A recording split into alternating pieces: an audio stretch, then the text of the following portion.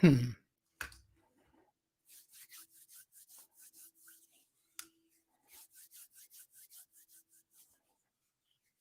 Hello. I think we're live.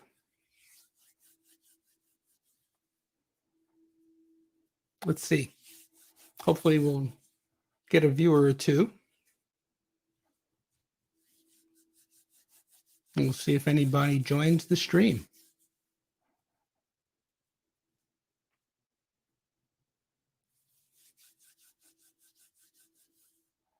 Okay. Well, I may just be doing a live stream all to myself. Hey, someone is here. Can you hear me? Can you see me? Say hello in the comments.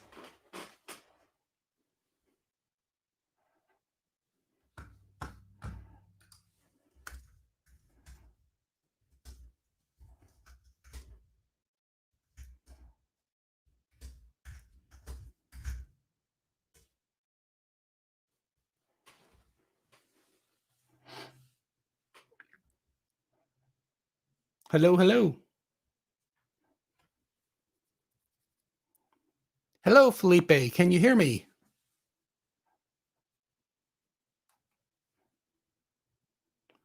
Awesome. Awesome. Awesome. Welcome. Welcome to the chat. Welcome to the live stream. Hopefully we'll get a few others in here and I'll get started in a few minutes.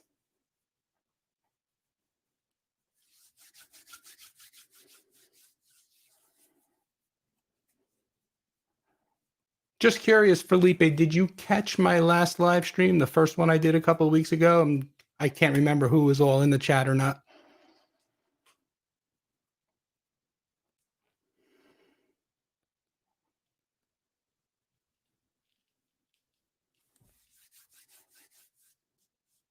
Hey, Unky Joe. Hello, hello, hello.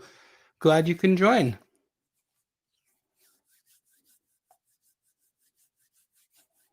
I liked it so much last time, Unky Joe, that I have to put my foot in the door again and try it again.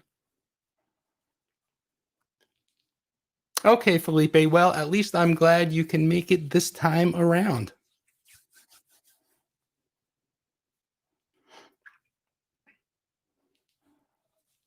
Give it another second or two. I didn't announce this, and I don't plan things. I just do.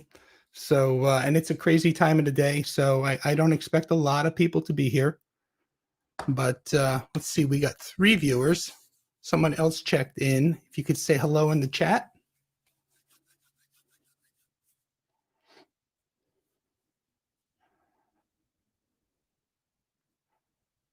Oh, well, in any event, I'm going to get started.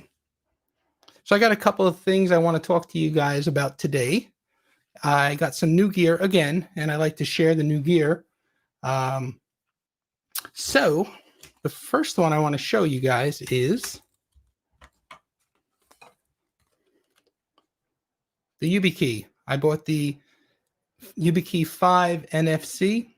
I bought a couple of them, and I haven't started using them yet, but I'm going to migrate myself away from Google Authenticator on my phone and move over to the Yubikeys. So it's been a long time coming, and I've been thinking about it, just never really moved forward with it.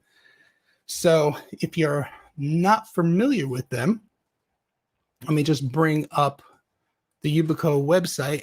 And really all they are, I got to bring it up, but I also have to share the screen. Hold on.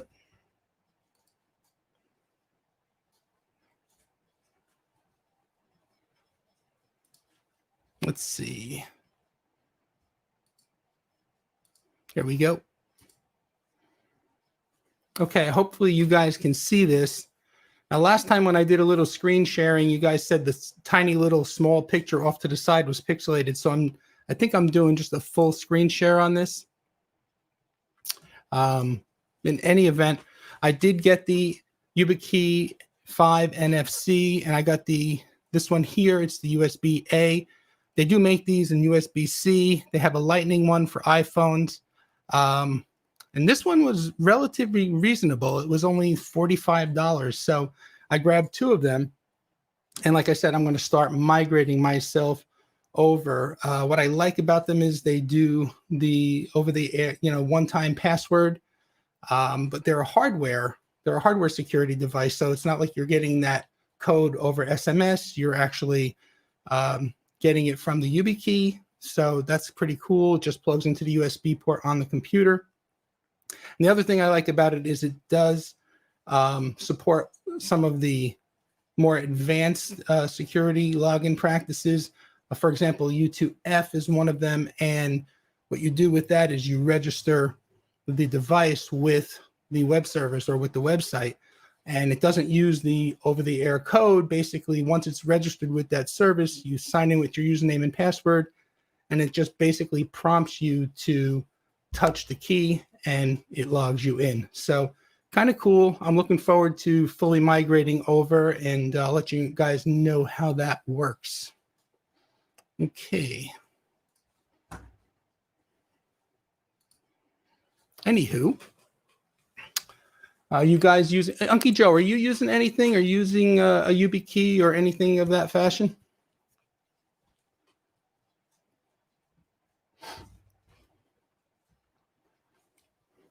Next, let's go through the list of new gear.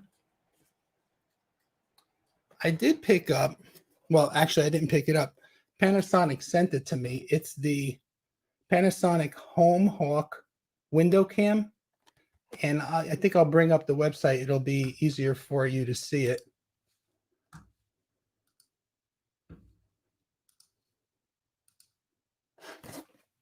Okay. When Panasonic reached out to me with asking me if I was interested in doing a review video on this, I actually said, yes, send it to me, because I was intrigued with its design. It sticks, it's got a suction cup in this area here, and it sticks to the window from the inside and it looks out. Now, the nice thing about it is it's designed so you don't get that night vision glare that you would get from LEDs around the camera. So I actually had a chance to test it out this morning at a client's house. It has a 150-degree wide angle field of view, which is pretty cool. And the other thing I like about it that I found out, it does connect to 5G. Usually a lot of these home security Wi-Fi cameras are only restricted to 2.4, but this one will actually connect at 5G, which is pretty cool. Took it to a client's house this morning and showed it to him. We actually demoed it. I set it up on his network on his phone, and he was able to place it in various points around his house and actually get to see what the field of view looked like. He's very picky about security. I had priced out a couple of other systems, but he, like I said, he wanted a certain capture. So I said, I'm getting this camera from Panasonic. Let me bring it over to you when I get it, and we could try it out together, and I could learn about it, and we could see if it meets your needs. And we went around the house in 8 different locations, and he was pretty happy with it. One thing I will mention with this camera, though, is it has color night vision. However, what I discovered, because I set it up last night and I took a couple of snapshots, I should show them to you, but I just don't have them loaded up on the computer. One thing I noticed with the night vision is it is color, but it needs ambient light support. So in other words, without any light, the picture's pretty dark. Like, you really can't see much. But if you add just a little bit of outdoor light, like maybe you have an outside floodlight or there's a street light nearby, the picture, I have to say, the nighttime picture quality is in color and it's not really that bad. However, if you have an outdoor situation where you don't have any supporting ambient light to help the camera out, this probably wouldn't be the camera for you. But again, I was intrigued by the design. It just kind of sticks to the window, suction cup. It's probably the size of a cell phone turned on its side. And I was pretty impressed with it this morning when we took it around the house and did the demo. In fact, I think he's going to go ahead and order 8 of them. So you should see how that works out. This should be pretty good. Let's see. Check the chat. No, not even 2-factor, with the exception of a couple of sites like my bank. Oh, absolutely. Definitely on the bank. Yes, yes, yes. So I'll let you know how I make out with these Yubikeys, Unky Joe. And you know, at 45 bucks, they're really not a bad investment. If you guys, well, there's only 2 of you in the chat right now, but if you, Felipe, if you want to learn more about it, there's a guy out there, Crosstalk Solutions. He, about 2-3 weeks ago, he just did a really in-depth video on the YubiKeys and also the different advanced security logins. So I'm just getting my feet wet with this, but Chris went into pretty good detail about it. If you're interested, check out his video. The other new thing I picked up for today is this guy right here. You can probably see it. Okay, it's a docking station for a MacBook Air or a MacBook Pro. And let me just, again, I'll bring up the screen so you can get a better look at it. Let me bring up the page.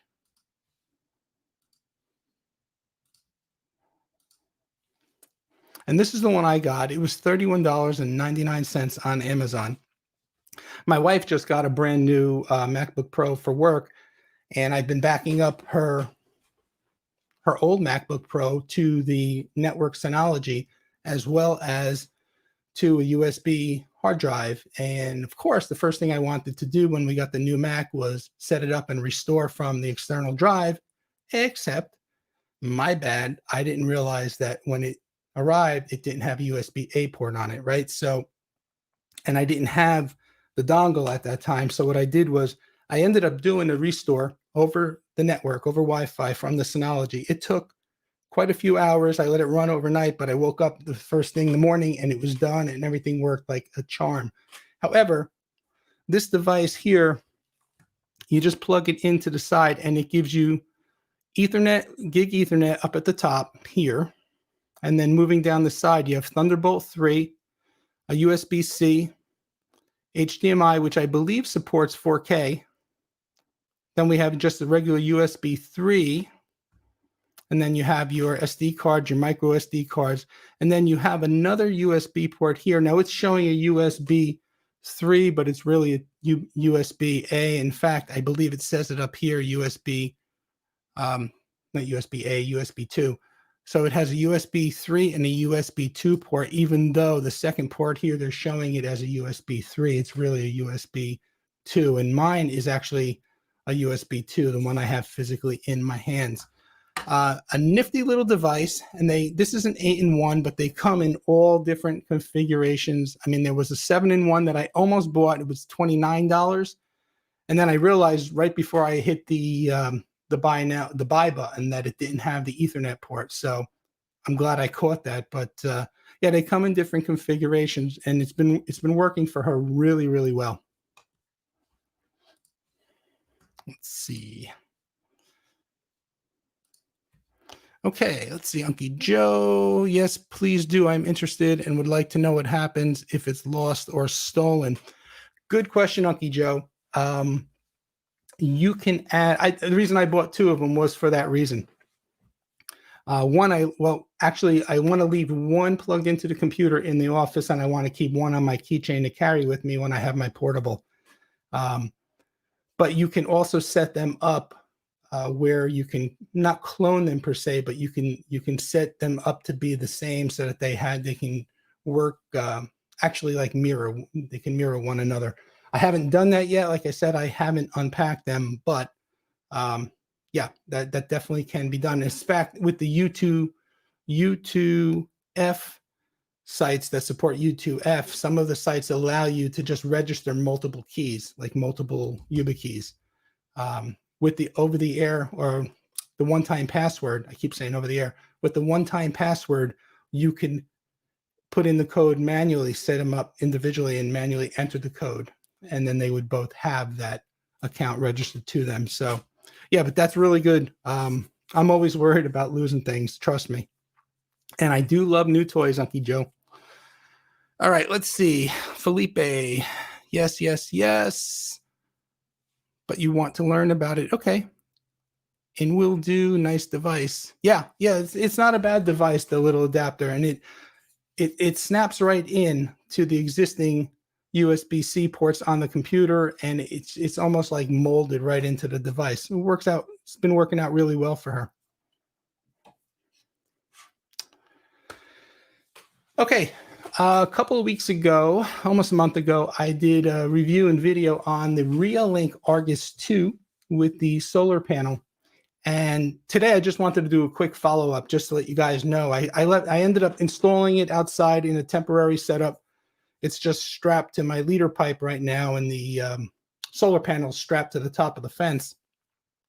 And I figured, it's been up and out there running for about a month. It's been through some really nasty storms. We've had some nasty weather come through here with some of the hurricanes that hit the Gulf and then circled back and moved towards the East Coast. We got hit with some nasty wind, some nasty rainstorms and thunderstorms. And I have to tell you, this little Argus 2 for, I think it was $115 or $120 for the package with the combo with the solar panel.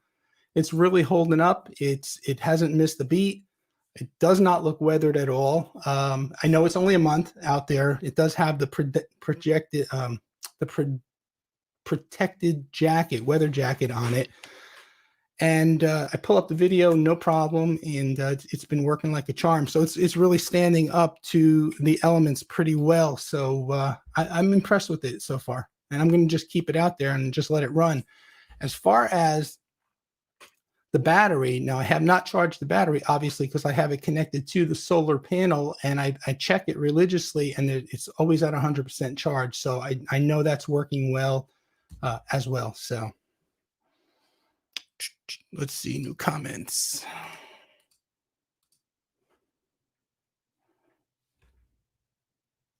Okay, it's telling me I have new comments. Oh, there we go, Felipe. My wife is a Mac user, so I think that device will be nice for her.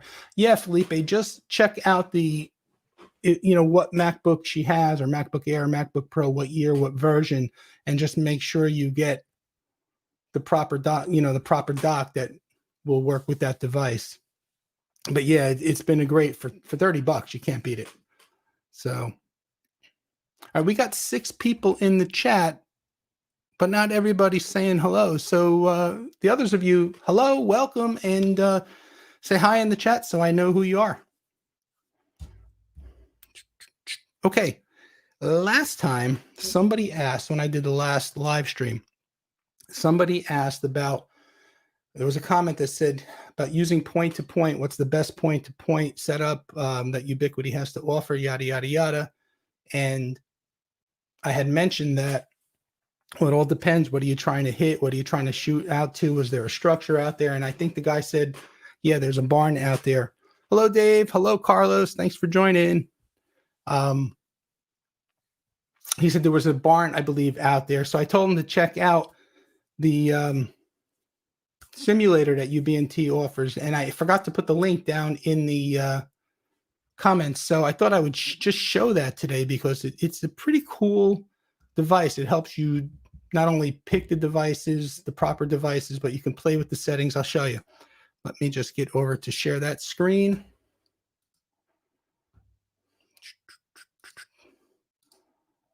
Okay, hopefully you guys can see this. This is at link.ui.com, and I won't forget to put it in the comments today. But what you do is you come here, and it's a simulator for point-to-point or point-to-multi-point. And you just put in an address. So I'm going to put in a former address where I used to live in New Jersey.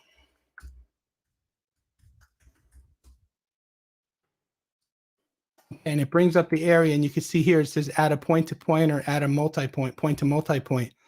So what we'll do is we'll add a point-to-point, right? And then you could see here down at the bottom that the link is obstructed, right? Okay, so first off, I'm just going to take this one here, and I'm going to drag it.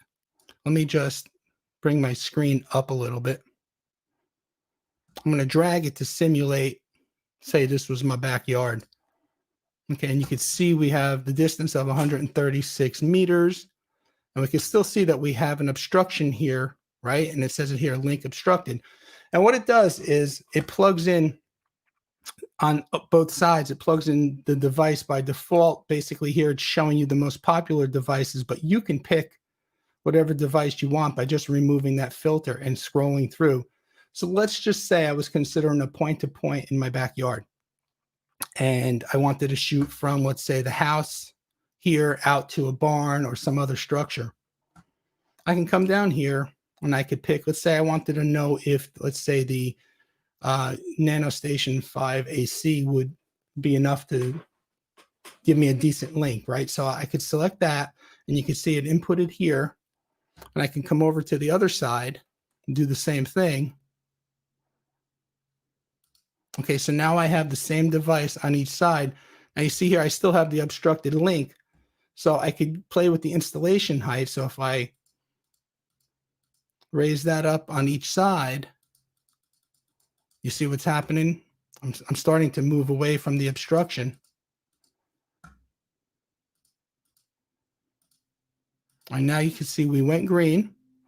Now you can see it's showing 100% connection, and it's showing you that the link estimated would be at minus 33 dBm. So you can kind of just get an idea, and you can plug in, you can change the power output. Actually, the power is all the way up for that device. You can change the channel, bring it up to 40, and see what you get. And you can see here that changed to 300 megabits per second, back down at 20. You get 140 megabits per second. So, I mean, this is a good starting point. It's not the end all, but if I just wanted to show this to you guys, because if you're not familiar with it, it's a great tool. And you, like I said, you can go and you can plug in all the various, if you want to see what it's going to be with the light beam, you can just pick the light beams, right? And you could raise the height up a little bit. You get the idea. So anyway, link.ua.com. And what you just want to worry about here is the Fresnel height here at the bottom. You just have to make sure that you're, clearing any obstructions. But this is a great tool for planning, at least planning and getting started with point to multi-point or point to point. So anyway, that being said, I just wanted to share that because I totally overlooked putting the link in the comments last time, and I felt so bad about it afterwards.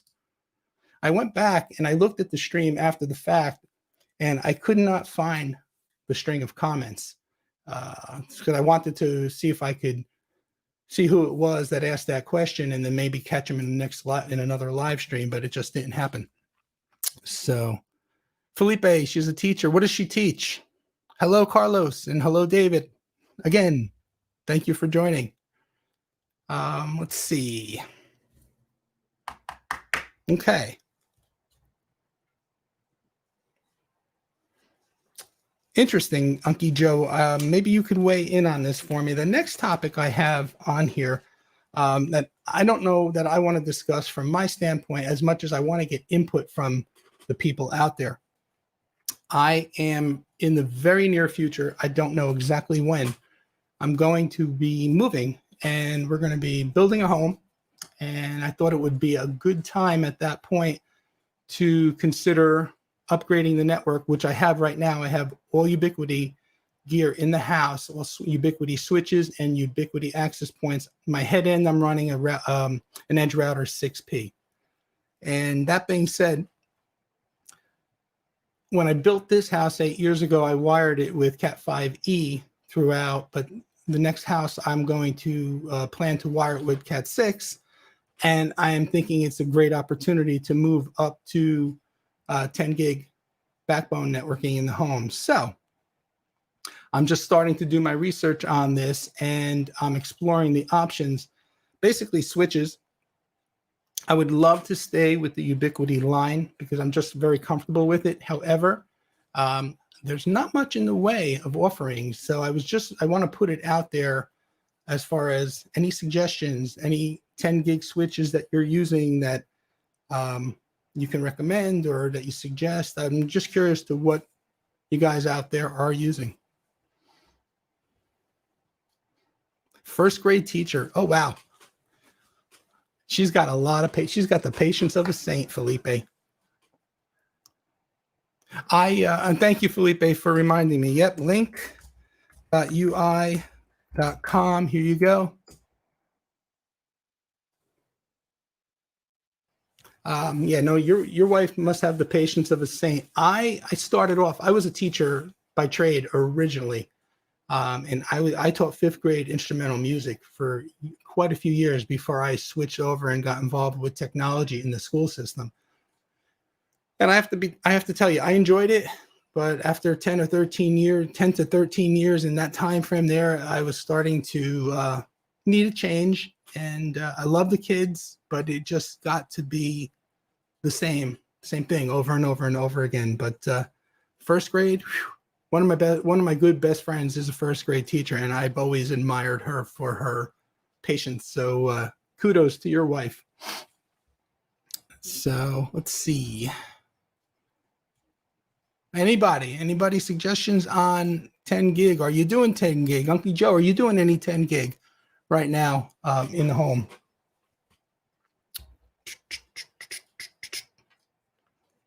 Okay, next, let's see.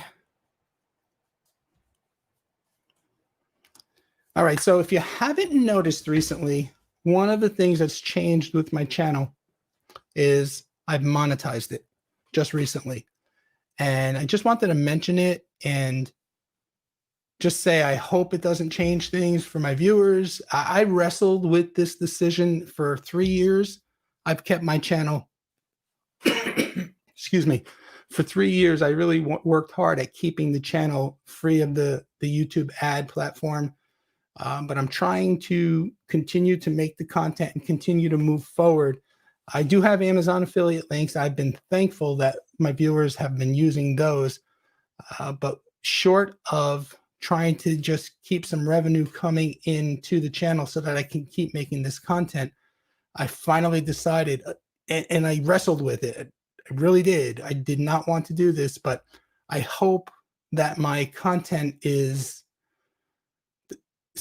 sustain the ads. In other words, I hope I'm giving you guys out there the value that it's worth watching a 6-second or a 12-second ad, or even skipping through an ad in the beginning to get to the content. So yeah, I want to keep going with the channel, but I just wanted to do something else to kind of keep some revenue coming in to help get some of the products to, showcase here. So just want you to all know, though, it was a battle. That was a struggle for me to actually make that decision to actually monetize, but it's done. And I hope you guys will continue watching. So let me see, Uncle Joe, microtick or teak makes, I can never know how to say that. And I know a lot of content creators also say it various ways. Microtick makes some inexpensive 10 gig switches.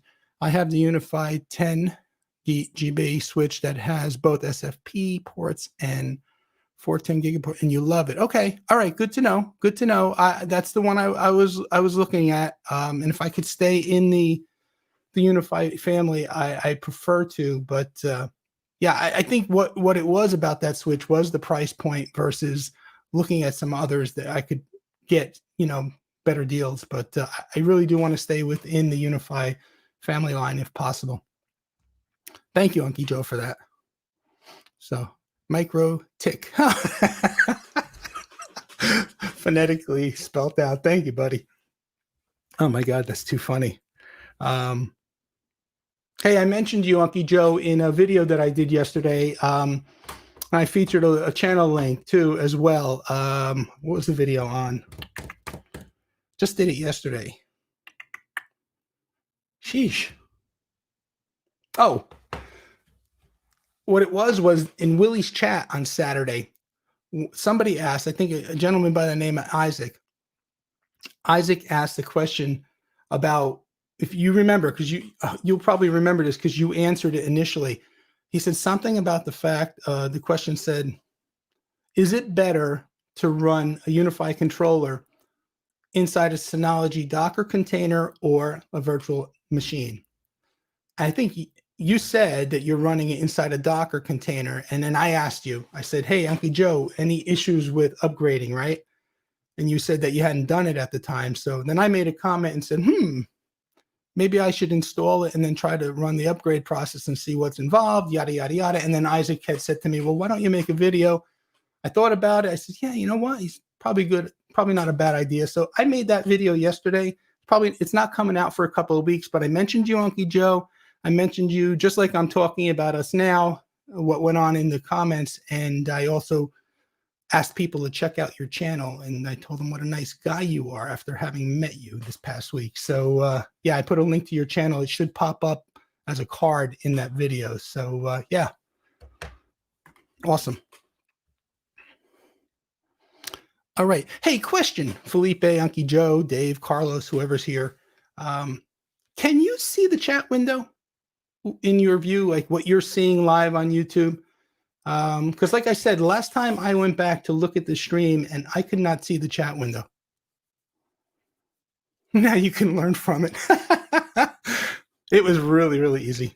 Let's see. I used MikroTik back when I served as wireless ISP for my neighbors over. Oh, wow. Okay. So they've really been around for a while. I got to look at them. I want to look at MikroTik. I had mentioned to Willie that I want to get involved with pfSense a little bit and learn about it some more. I mean, I've watched a lot of Tom Lawrence's videos, but I've never dabbled with any pfSense hands-on. Maybe even Protectly and OpenSense. It's just I wish I had the time to do all this and balance it with being a husband and a family man, working part-time with actually Quik Tech Solutions, not only the YouTube channel, but Quik Tech Solutions, the actual IT business. Yeah, so I play when I can. So, oh, you can see the chat. Awesome. Awesome. I didn't know that because when I played back the recorded version on YouTube of the last live stream, there was no chat. It was just the video window. Good. I'm glad to know. Thank you for that. Let's see. Did I miss? There's not many here, so did I miss anybody's question? Carlos and Dave said hello, but they haven't asked any questions. Felipe, gotta go see. Thanks, Felipe, for joining. I guess it's just me, you, Unky Joe, and one other. But in any event, I think I'll start wrapping it up myself. I just wanted to do this again and see how it felt the second time, because the first time I had a blast, right? But it was something new. Carlos, I use an Edge Router X. Is it worth switching to the USG? I would say stick with the Edge Router X. If anything, upgrade to a more beefy Edge router, but I would definitely stick with the Edge Router X. It just gives you a lot more flexibility. It gives you the ability to learn networking if you want to get under the hood and get into the soup and nuts of things. For example, real quick, and this has been a big beef with everybody out there, you could put multiple WAN IP addresses on an Edge router, right? You can't do that on a USG. So you just have some more limitations, but I would definitely stick on the Edge router side of things. Unky Joe, what's your take on that? Why don't you address that question as well?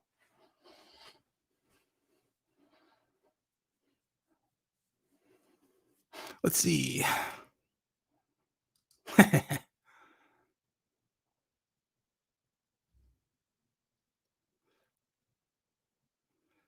Carlos, Unky J, I say Carlos. Unky Joe says no. Yeah, exactly. Stay with the Edge or go to something else, right? In pfSense. Unky Joe, have you played with Untangled at all? Just curious. That's something I looked at about a year ago and I didn't do much with. And I'm wondering now if I should, scoot back around and give it another look. Oh, you're welcome, Carlos. Their software is complicated, MT. MikroTik. Okay, good to know. Do they have, I got to look it up. There's probably a low-end MikroTik box I could buy to maybe just play with it and get my hands on it. I have some other new toys coming in. I won't mention them on the live stream, but Unky Joe, you might know what they are based on the meeting that we had last Friday evening, by the way, which was a blast. I thoroughly enjoyed myself on that. So I guess I'll save those new toys since they haven't arrived for the next live stream. It'll give me a reason to live stream again. So yes, I like Untangle, $50 for a year subscription. Tom just did a review on the hard. Yeah, I saw that on the hardware Wi-Fi combo. Yep. $50 a year. That's the home. That's the home user subscription, correct?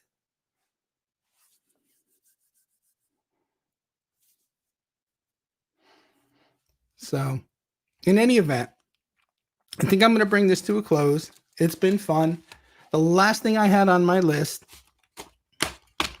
was to just thank everybody. Last time let me just bring it up one more time.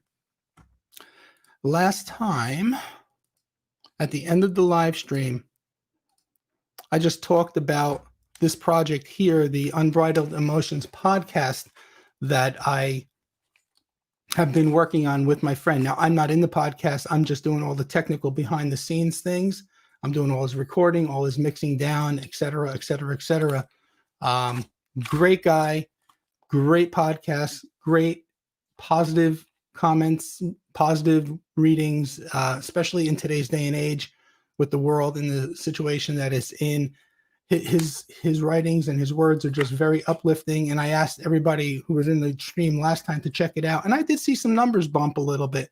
So I just wanted to basically say thank you for checking it out. And if you haven't, give it a look. You might find it's worth a listen. Like I said, we're so new with it. We only have 3 episodes out, and one of the episodes is a trailer. He does release every Friday at 6 o'clock in the morning. And I believe we have all of season 1 done. So we're pretty much good to go through January with this. So unbridledemotions.com. I'll put that link down in the video description again if you want to check it out.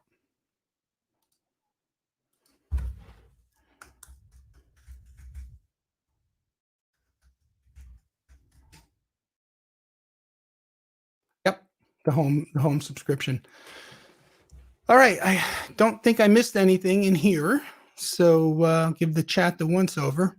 And hey, everybody, thank you so much. Yeah, this was as much fun as it was the last time. I hope I came across as, everybody told me last time I came across so well that it looked like it was a natural thing for me. Surprised that I did it, for the first time. So I hope I came across again in that same fashion. It's been fun. It's been real. Uncle Joe, good talking to you again. And hopefully we'll do this again soon. See you guys next time.